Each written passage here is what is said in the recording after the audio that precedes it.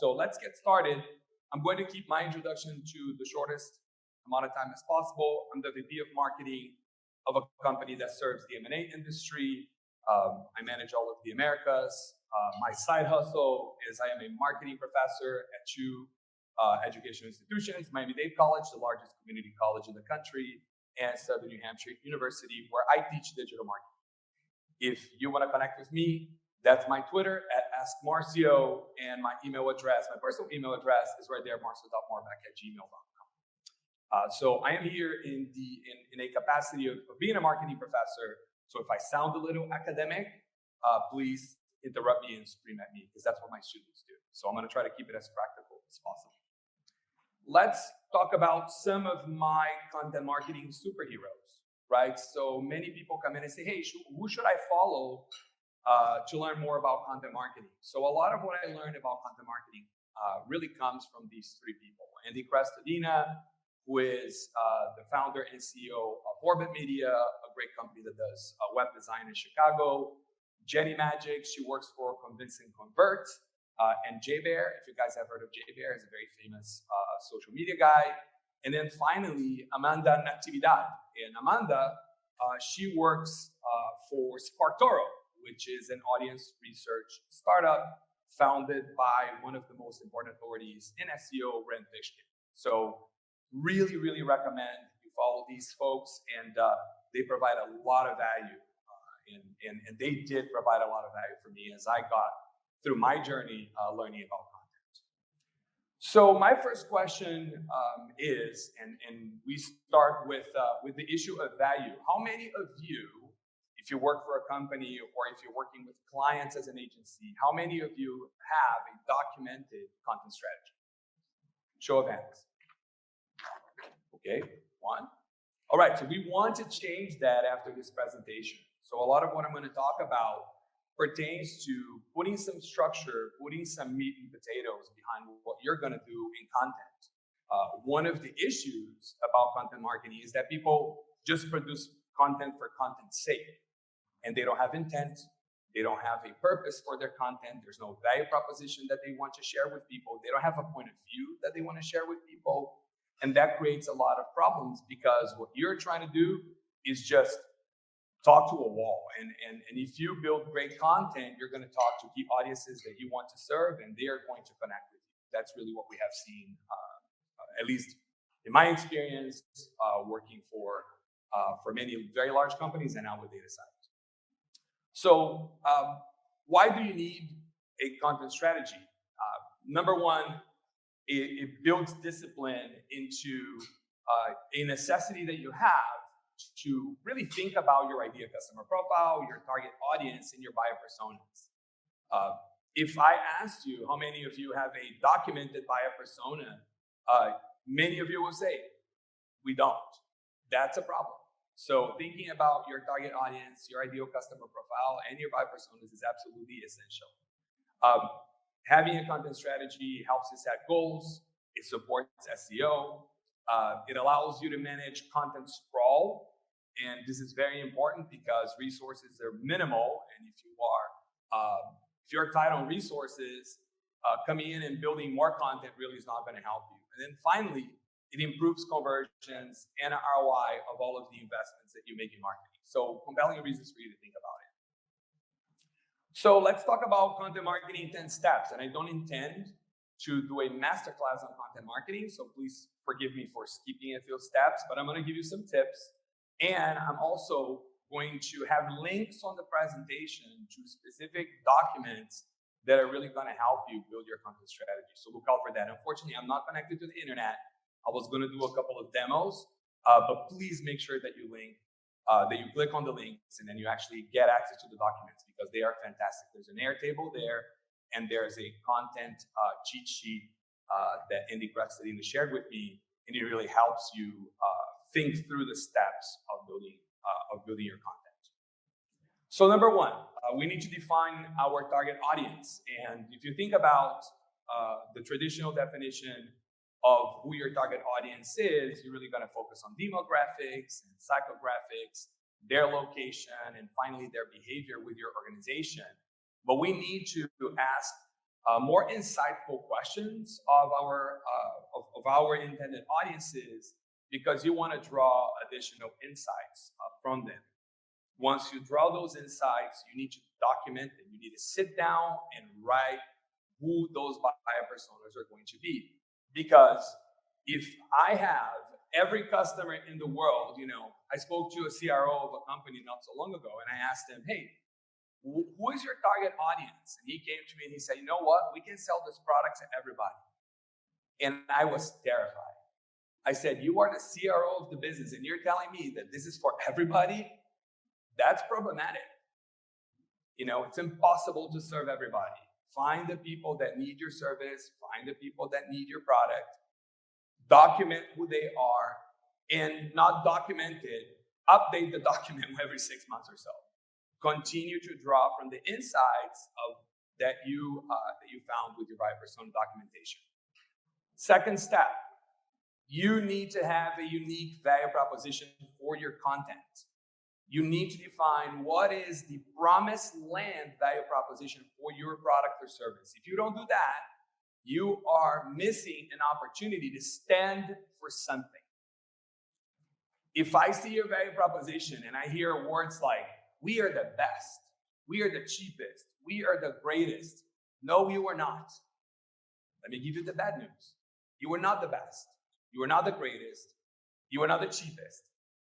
These 4 adjectives that are used everywhere. Everybody wants to be the best. Everybody wants to be the greatest. What do you do that nobody else does? And if you don't do anything unique, you need to really reevaluate the purpose of your business as a whole. So that unique value proposition is really important. I think that once you have defined your unique value proposition, and I presented to you the value proposition canvas from the Strategizer. It's a little document that allows you to kind of think through the questions that you need to answer to build your value proposition. But ideally, you would have that value proposition permeate all of the areas of your business, not only your digital marketing, but everything else that you do. So don't miss the opportunity to go through that exercise. Really, really important. Outside of a unique value proposition, your content itself has to have a personality, has to have a value proposition that you're going to deliver. And what does that mean? Many companies are very famous because they produce great white papers. Many companies are famous because they do great podcasts or they great on social. Outside of the messaging platform, the channels that you communicate and the formats that you choose to deliver that communication are also very important, and they become part of a value proposition for your content. So, one of the most important steps that you need to do, and this is a buyer's journey document that you can download. It's one of the best buyer journey documents I've ever seen. It was not done by me. It was done by an agency, and an agency out of Oregon. They're out of business, actually, but the document is fantastic.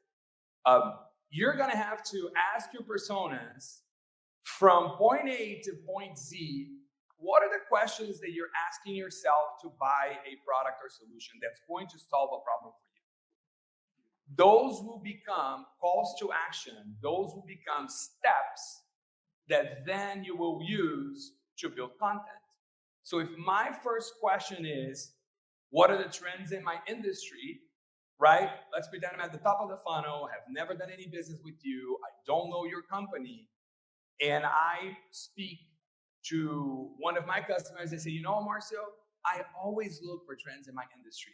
Guess what content you need to build? Trends in the industry. So these calls to action are absolutely essential to your content strategy. And they are the actual steps that you're going to define within that buyer's journey. So what do? Once we have those questions, you're going to put them into a journey map. So again, this is a live Airtable. If you guys don't know Airtable is like a super fancy Excel spreadsheet. And Jenny Magic and I built this template for Content Marketing World last year. And we were teaching how to build journey maps. So please make sure that you take a look at this. It's really, really cool. It's pre-filled out with some information, so you kind of know how to use it. But this is an exercise of journey mapping. You're going to insert each of the questions that you want to answer through the buyer's journey, and you're going to connect those questions with specific buyer personas that you have. And throughout that process, you're going to start figuring out what questions I want to answer, and how am I going to answer those questions. And that will become your content calendar, right? So kind of like build a buyer persona, understand my target audience, document the process, build a buyer persona, speak to them to understand how their journey, document the journey into a journey map. You see how kind of like one step follows the other. It's very simple. So once you do that, if you are not a company that's just started, you probably have some content. You probably have blog posts, you probably have white papers, brochures, whatever you got. You need to audit your existing content and define, am I going to double down on this content? Is it performing? It's great content. I should really focus on it. Am I going to divest, or am I going to maintain? Those are the three questions that you're going to ask out of each piece of content. When I did this at Citrix, because we did this for the partner organization where I led, we looked at 378 pieces of content. I was exhausted. If I saw one more brochure about partner innovation, I would kill myself. It was awful. But it is so necessary, because you're going to see one thing and one thing only. You talk about the same stuff over and over and over in different formats. You write the same word, you write the same paragraph in 15 different ways. Do you really need to do that? No. Write it once, make it amazing, and call it a day. And I'm going to talk about that in a little bit. Outside of that, you're going to build your content calendar. So if we think about our buyer's journey, you can call these steps, there's the AIDA model, there's the series decisions model. I'm just using what the buyer's journey that I gave you uses, so please forgive me. Within discovery, our purpose is to really spark a conversation. So all the content that you're going to build that's top of funnel is really not going to be a lot about you. It's going to be about topics and things that your audience cares about. And what you're trying to do is just get them to engage. Get them to have a conversation with you. Maybe go to your social media channels. Maybe go to your website.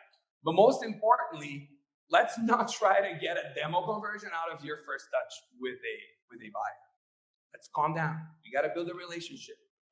Imagine if I go out on a date. I've been married for 20 years. And I'm not a very good looking guy. And I come to my wife, first date, say, hey, by the way, this date's been fantastic. Will you marry me? My wife, what? It took a few days, right? So it's important to use that analogy of dating, because that's customer acquisition. You are dating your customer. You're making sure the customer gets to know you, that they trust you, that they think of you highly as a thought leader. Let's not try to close that deal on that very first date. It's not going to work. Second thing that you need to do. So when you are in the consideration stage, a lot of the best conversions that you can try to achieve in the consideration stage is a conversion into a mailing list. And how can you do that? You ask them to sign up for your newsletter. You ask them to download some more insightful content around some very specific topic that they want to be educated on. You may ask them to join an event, right? So not a very hard conversion, but a conversion nonetheless. And when you bring them to your house, now it's like, okay, now we got to know each other. Can I show you the living room? Can I show you the bathroom? Can I show you the house? Right? Then you can start talking a little bit about yourself. But until that happens, let's not be premature. When you are asking people to make a decision, and you should ask people to make decisions about your products and services, companies are very scared to ask for the order. And you shouldn't be scared to try to get that final hard conversion. When you have people that have been engaging with you, it's completely okay to say, hey, are we going to get married or what? Right? Are you going to buy something or what? Because many companies and many marketing departments are just scared to lose the customer. Oh, if I don't get more leads in the funnel, that's a problem. No, you don't want leads. You want engagement. You want people that are communicating with you. You want people that are helping Foster longer-term relationships.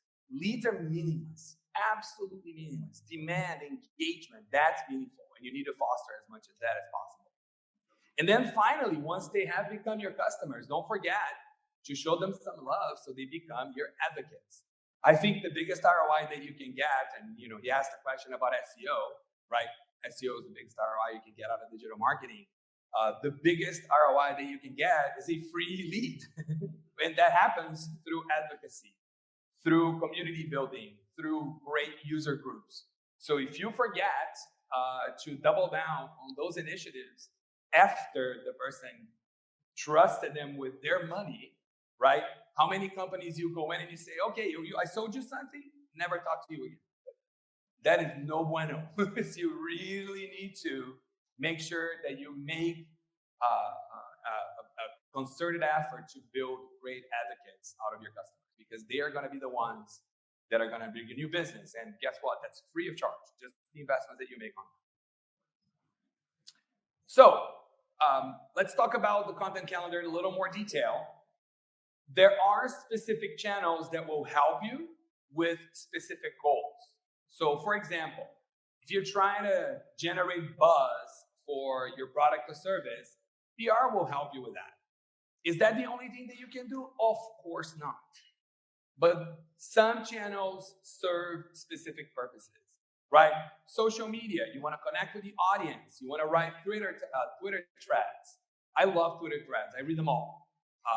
And I engage with a lot of them because they are quick content that I can consume, and I learn a lot from those threads. And usually those threads will lead me into a rabbit hole that I will learn more stuff about that specific topic. It's really cool. Your website is very important. We got a question about how much I should invest on SEO. And my answer to that question is a little different than what the previous speaker said. My answer is, when you're doing marketing, when you're getting started, the best investment that you can make is try to speak to your customers as much as possible so you can build content that's relevant for them. And not really worry about how much money I should spend on area A versus area B. A lot of the stuff that you're going to do, if it's intuitive to you and you have some assistance on how to build a great website, you can do a lot of that on your own, because you are the biggest specialist on that specific topic. So you know what the audience wants. You just need to validate a lot of that information, and you need to do a little bit of the marketing work by yourself.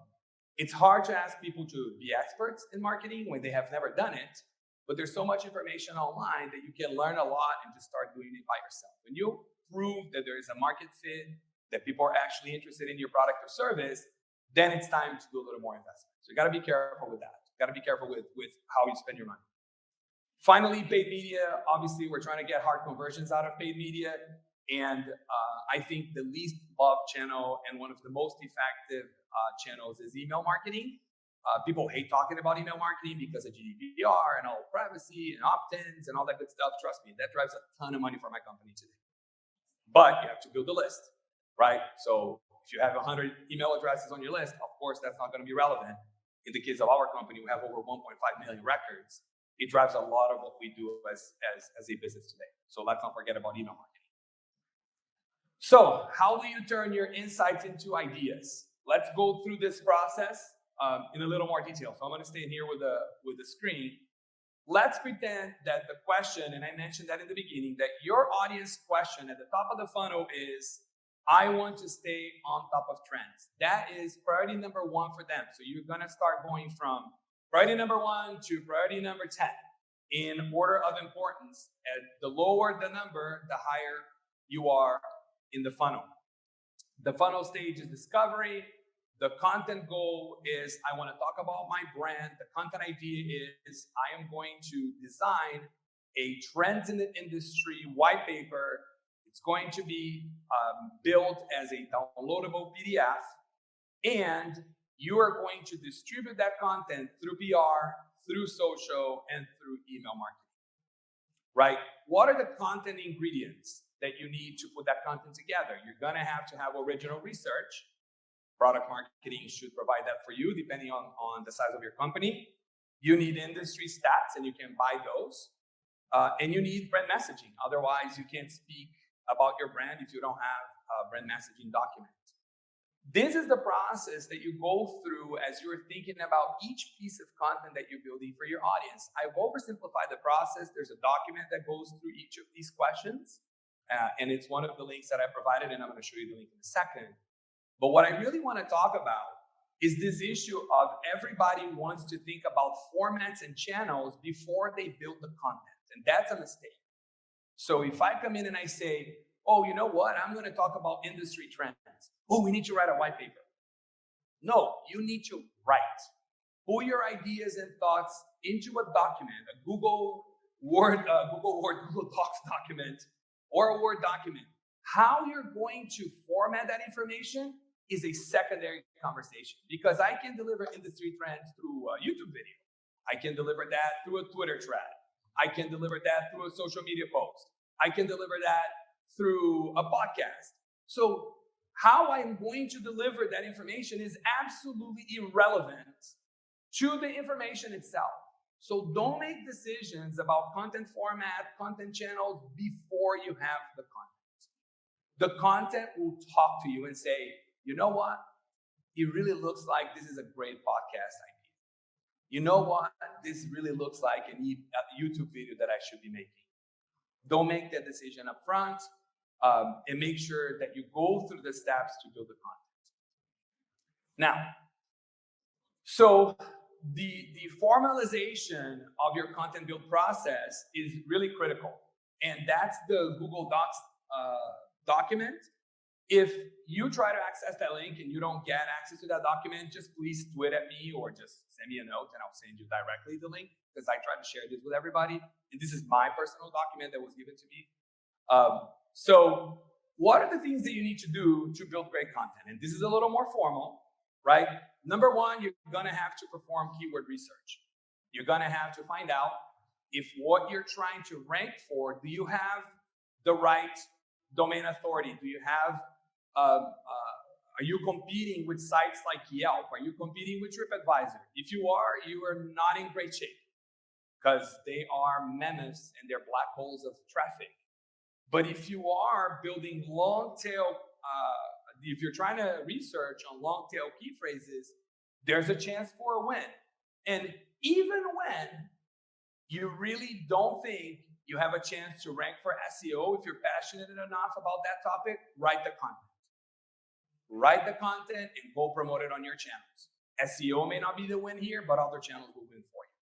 Second, we need to bake in all of the SEO details for that content. We need to write a compelling title. We need to write a meta description.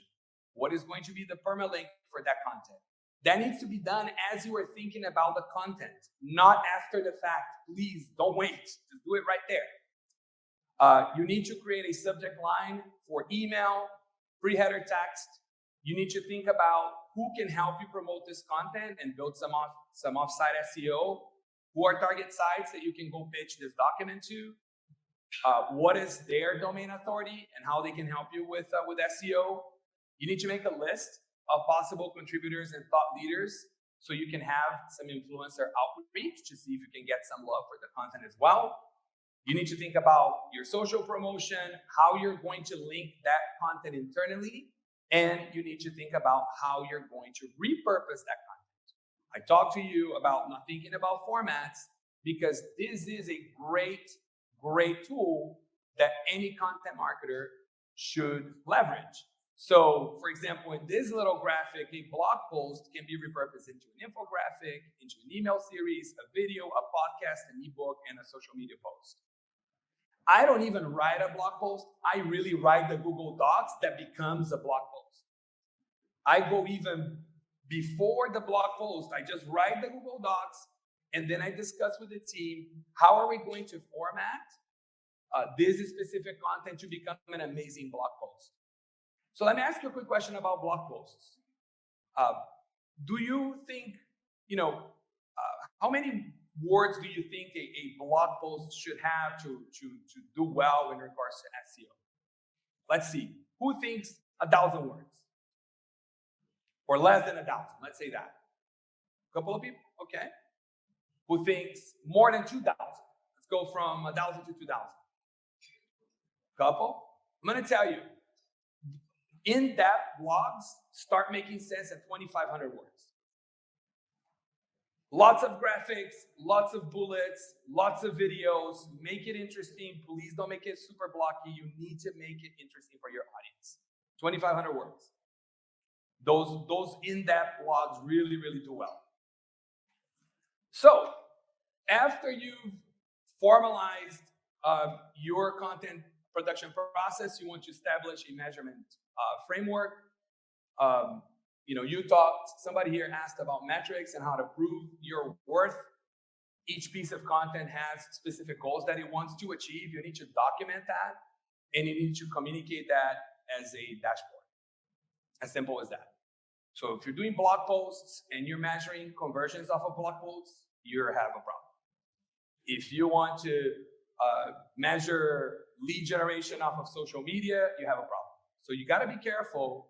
Are you measuring the right metric that channel is going to produce for you? If you're creating blog posts, you're measuring traffic, you're measuring time on page, you're measuring conversions into other pages of the website, right? The number of pages per session that the person has when they come into your blog. So you got to be careful just randomly saying, I'm going to put a social media post and we're going to get 10 leads out of that, because that's not the way it works, unfortunately. I wish it were that way, by the way. And then finally, don't forget to evaluate what you do on an ongoing basis. Usually every quarter we have a conversation about our content. Every 6 months we do kind of a rehash of our content, and we decide, hey, do we want to polish specific pieces of content that have high traffic but low engagement? Do we want to pursue additional content opportunities when we have high traffic and high engagement? Do we want to promote, or we want to pass? Bad news is a lot of the content that you are going to produce is not going to perform well, and that's perfectly okay. People say every blog post I'm going to post is going to have thousands of visits. That's not true. We try to be in the 10 to 1 range, meaning for 10 pieces of content of a similar format, we want to hit on 1 or 2 of these pieces of content. We want to get great traffic out of 1 or 2 pieces of content. We have hero types of content, industry trend reports, etc. Those do very well. But if I'm talking about niche topics, the search volume is very small, so we don't get a lot of SEO love. But we do a great job promoting that content on other channels, and we try to drive traffic off other channels. If I'm going to live off of SEO, one of the things that people, we were talking about the fact that Google is basically building businesses on top of people that are trying to be on the Google search, right? And if you look at the amount of space in pixels, and I'm being very pragmatic here, if you make a Google search on something like car insurance, you're going to see that the ads and the Google content takes pretty much the entire above the fold page. Your organic search is going to be like 3 scrolls down. So there, of course, SEO is not going to work so much because everybody want to get paid, right? Google is a for-profit business, right? I say to people all the time, right? Who is our digital god? Google. You give so much information to Google. You trust Google with your deepest secrets, things that you wouldn't tell your partner, you tell Google, right? And they monetize that information, and that's just how it works. And if you're not willing to do that, then you got to disconnect. And a lot of people aren't willing to disconnect. We have traded our privacy for access to amazing services. That's really the reality of the internet today. And that's a fantastic trade-off, in my opinion. So we just got to be careful with that. So let me do a quick wrap up. Content marketing is really the fuel of all marketing. It's not an external discipline. It's not like, oh my God, I have a new trend. I love when people say, I am going to do content marketing. You were not doing content marketing before? What's written on your stuff? That's content marketing. Your content attracts your audience. It educates. Obviously, high quality content will impact what you do. It continues to improve your result searches on your rankings on the SERP. I'm sorry. And again, trust the process. Be insightful. Be intentful with what you're going to write, and the audience will reward you. Great content, regardless of what you see on SEO will be found. People will spend 10 minutes changing their queries to get to great content. That's why you see all those zero-click searches, because the person says, I didn't get what I want, I'm going to search something else. I didn't get what I want, I'm going to search something else. And great content will be found. Thank you very much, and I'll take any questions you guys might have.